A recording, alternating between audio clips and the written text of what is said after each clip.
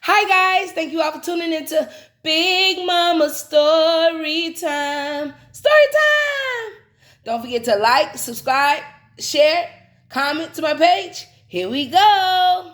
Hi guys, thank you all for tuning into Big Mama Story Time on today. Today I will be reading to you guys another story out of the Disney Christmas Storybook collection, guys. As I find this story, I just want to say thank you guys, to all my new subscribers, and to all my old ones for staying with me. All right, I'm trying to be consistent and have these books out every day, y'all. But it's not easy, but I'm going to get it done for y'all. All right, guys, this is Disney's Toy Story, A Toy Christmas. Take Andy said in Woody's voice, "You're spending Christmas in jail." He put Ham, the piggy bank, into an old shoebox with slits cut into the sides. Andy was playing in his room with his toys. In one hand he held Woody the cowboy, in the other hand it was Buzz Lightyear, the space ranger. "You'll be seeing bars for a long, long time," Andy added in Buzz Lightyear's commanding tone. Andy's mother came into the room and sat down on the bed.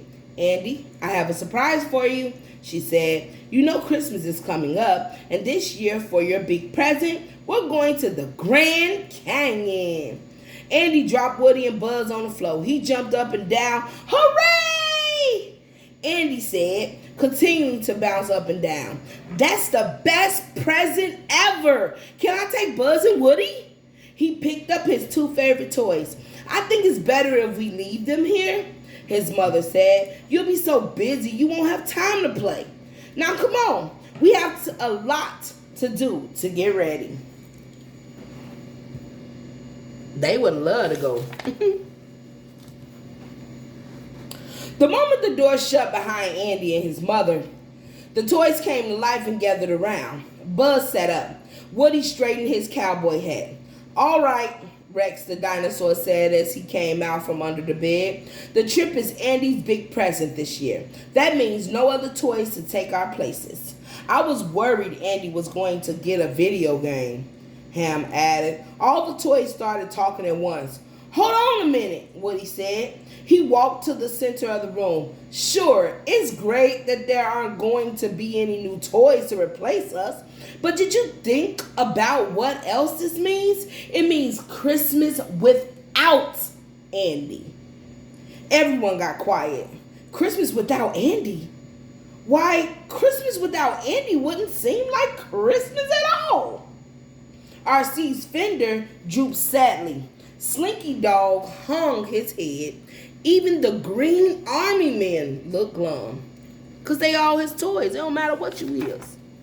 They all care. Buzz Lightyear walked over to Woody. "Andy will be gone, but that doesn't mean we can't have Christmas. We'll just make it a toy Christmas." Woody looked at the other toys around him. He forced a smile onto his face. "Buzz is right," he said. "We'll have a great Christmas this year." But deep down, Woody was sure it couldn't happen. It was true that they could have their own Christmas, but without the kid who loved them all, it wouldn't be much fun at all. After Andy and his family left on their trip, the toys started getting ready for Christmas. They had a lot to do. They made decorations, practiced singing songs, and looked for presents for each other. "Psst! Woody, over here!"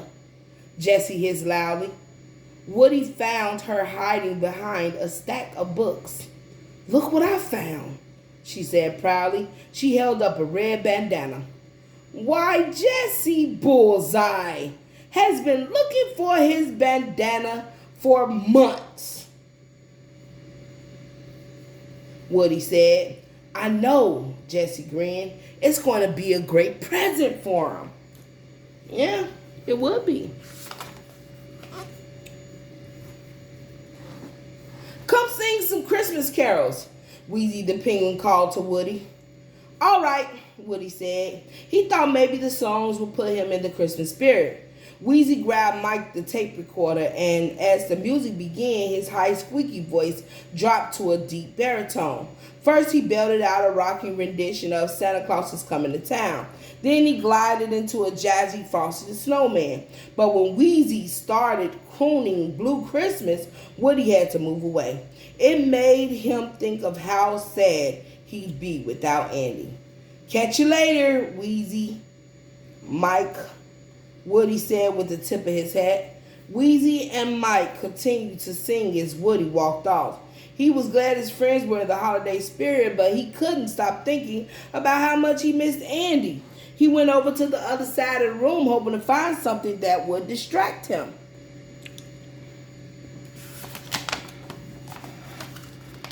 Woody always took Andy leaving without him worse than all the other toys, but that's because it was his first toy, I believe. Hey, Woody, want to help us decorate? Slinky Dog asked. Watch this. He gave Woody a poke in the ribs, then yelled, hit it! In a flash, two aliens bounced super high and draped a string of red and green buttons along the edge of one of the bookcase. Pretty neat, Slink, Woody said with an approving nod. And nice job, Sarge, he called to the army commander and his troops. They were hanging sparkly silver jacks that looked like 3D snowflakes around the room. We've got a Christmas tree, too, Slinky Dog told Woody. He pointed to a tree made entirely of cotton balls.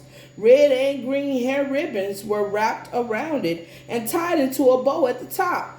There were already presents under the tree. They were wrapped in shiny paper and topped with colorful bows. Looks like it's a white Christmas, Sarge said. Woody smiled a little bit. He was impressed that all the toys were working together to make Christmas a happy holiday. Oh, that's nice, and that actually looks like a good Christmas tree. Woody is just full of his. He always be extra sometimes. I don't be knowing what to say about you, Woody. Okay? Look at them. They having fun. They making their little Christmas tree. Got the bow on the top, the decoration. Look at the little army man even helping out. And you over here walking around all depressed and moping. Be happy. But anyway, let's go, y'all. Woody be acting up. Woody kept track of the days on the calendar in Andy's room. Finally, it was the big one, December the 24th, Christmas Eve. Hours passed with secrets and whispers, and before long, it grew dark outside. The toys all gathered together to celebrate the holiday, but Woody held back. He was thinking of Andy. Hey there, Sheriff, Buzz said. Why so down? It's a beautiful night out there, and it's Christmas Eve. I don't know, Buzz, Woody said. It's just not the same without Andy. You're right, Buzz said, pointing the cowboy to his feet. It's not the same. But you have other friends besides Andy. Come on. He put his arm around Woody's shoulder. Woody and Buzz walked by Bo Peep. She was reading the Christmas story to the newest toys, the ones who had never had a Christmas before. They were listening to Bo's every word. Bo winked at Woody. Lo and behold, Woody's heart felt a little lighter. See? Some of them never even got time with Andy. You got a family, Woody. Andy your family, but they your family too. Then Buzz led Woody over to the Christmas tree. Etch-a-Sketch stood by the tree, a roaring fire drawn on his screen. Nearby, someone had set up the wooden blocks to spell out Merry Christmas. Get the lights, Sarge, Buzz shouted. The soldiers saluted and turned out the lights.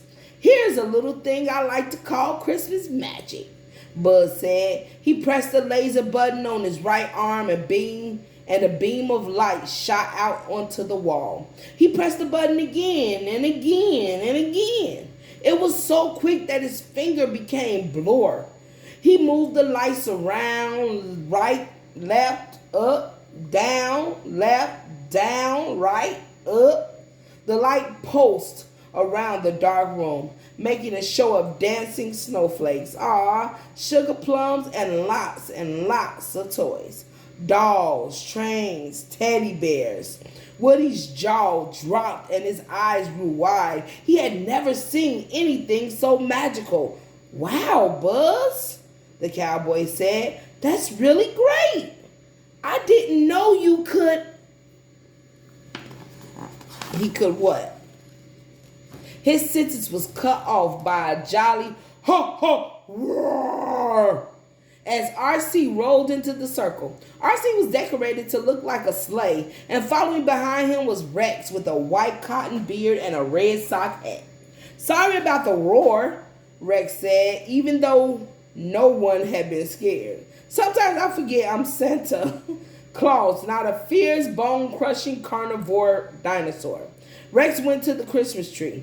He picked up presents to give to each and every toy. Bullseye was thrilled to have his bandana back. Mr. Spell got brand new batteries. Your speaking was getting a little slow there, Slinky Dog pointed out. Buzz got a Star Command 4-way outer space signal interceptor.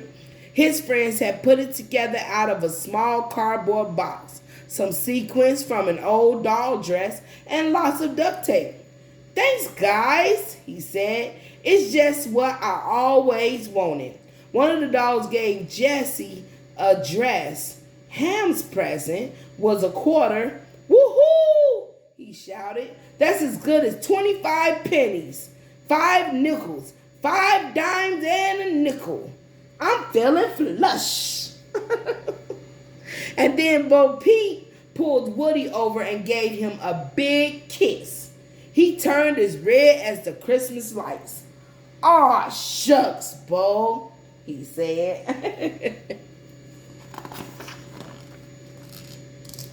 Woody looked at his friends. Buzz was right. Christmas without Andy wasn't worse. It was just different. Spending time with people and toys you loved was what Christmas was really all about. Hey, Buzz, Woody, everyone, Slinky Dog yelled from the edge of the bed. Check this out. He pulled the window curtain aside. Outside, snow drifted down. It's a white Christmas, he shouted. Merry Christmas, everyone, Woody smiled. Merry Christmas, he replied. All right, guys, that was Toy Story, A Toy Christmas. All right, guys, thank you all for tuning in to Big Mama Storytime.